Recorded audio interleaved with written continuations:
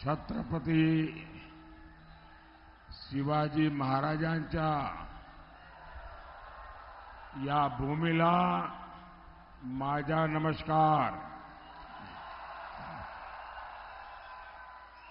मैं मां दुर्गा, जरी मरी तिसाई माता और अंबरनाथ महादेव को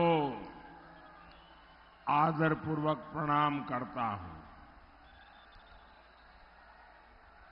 मैं पूज्य बाला साहब ठाकरे और धर्मवीर श्री आनंद दीघे जी को श्रद्धांजलि अर्पित करता हूं।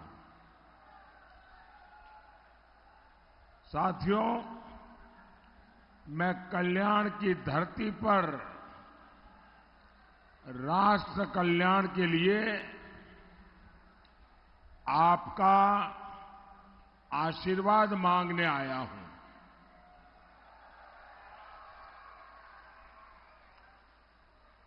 राष्ट्र का कल्याण, गरीब का कल्याण, मैं गर्व के साथ कह सकता हूं कि आज के राजनीतिक माहौल में ये मुख्य कसौटी का केंद्र बना है।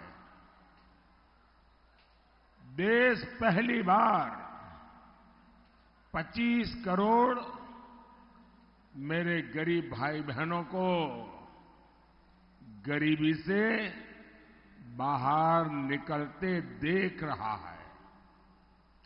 पहली बार हर गरीब के लिए पक्के मकान बनाने का पुरजोश काम चल रहा है।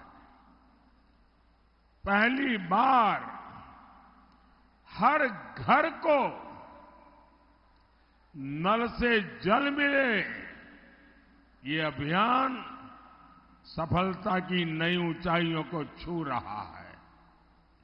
पहली बार गरीब के पास बीमारी में मुफ्त इलाज के लिए गारंटी कार्ड है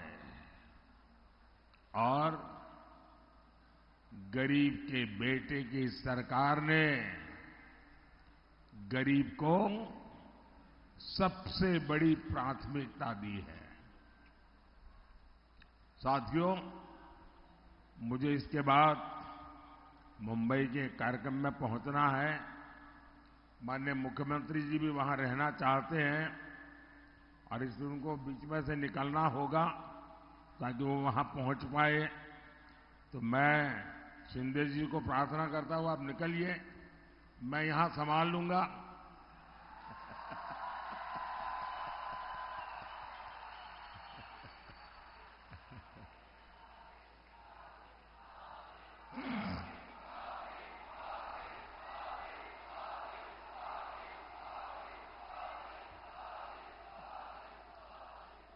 साथियों,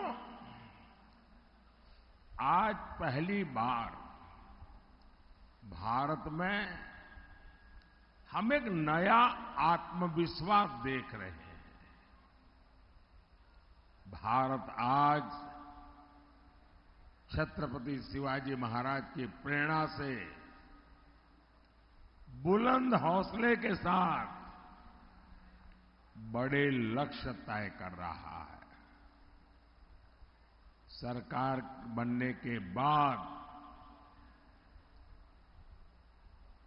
पहले 100 दिन में क्या काम करना है, कौन से फैसले लेने हैं,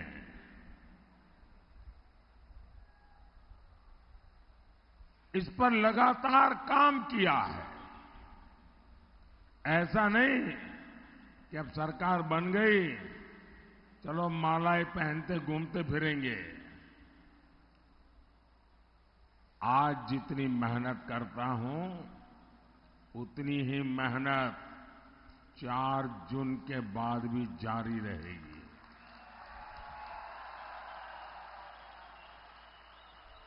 और इसलिए 100 दिन में क्या करना है, इसका ब्लूप्रिंट रेडी करके हम आगे बढ़ रहे हैं। और मुझे कुछ लोग कहते हैं कि मोदी जी इतना आत्मविश्वास।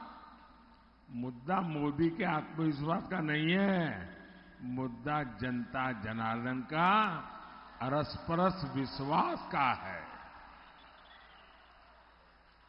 लेकिन मैं जब कल काशी में था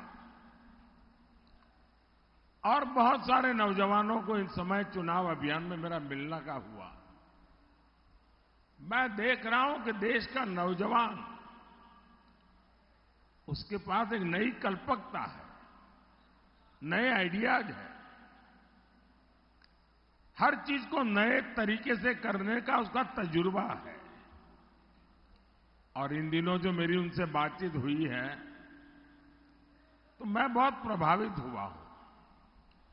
अब मैं कोई लाखों नौजवानों के साथ तो बातचीत करना संभव नहीं हुआ मेरे लिए, लेकिन मैं देश के युवाओं को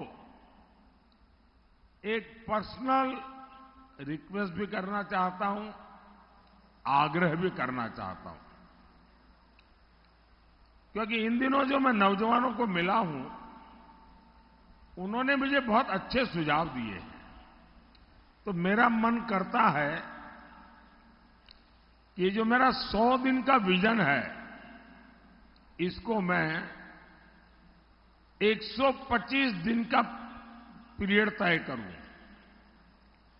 और जो 25 दिन नए मैं जोड़ रहा हूं, मैं चाहता हूं कि मेरे देश के नौजवान,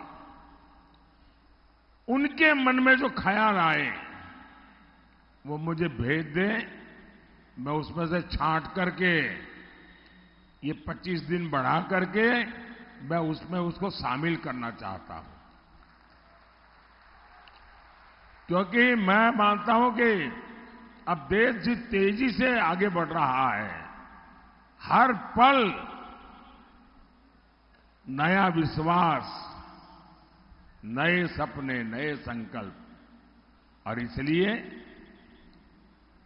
मुझे पक्का विश्वास है कि देश के नौजवान मुझे वो सुझाव देंगे जो नॉर्मली हम लोगों की सोच में नहीं होते हैं, उसमें नयापन हो, भविष्य के लिए नक्कर बातें हो।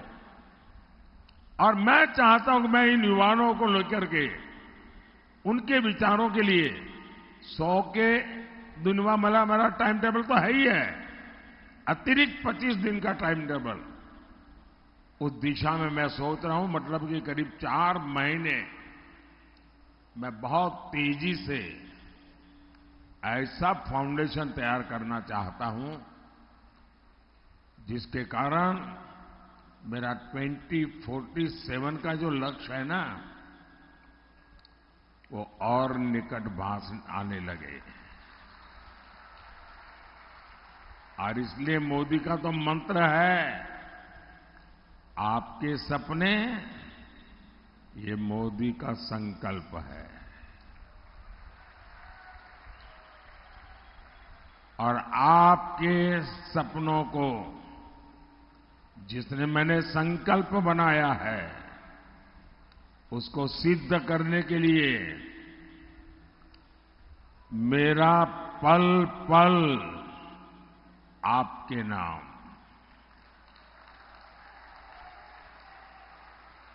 मेरा पल पल देश के नाम। और इसलिए मैं कहता हूं 24/7 फॉर 2047।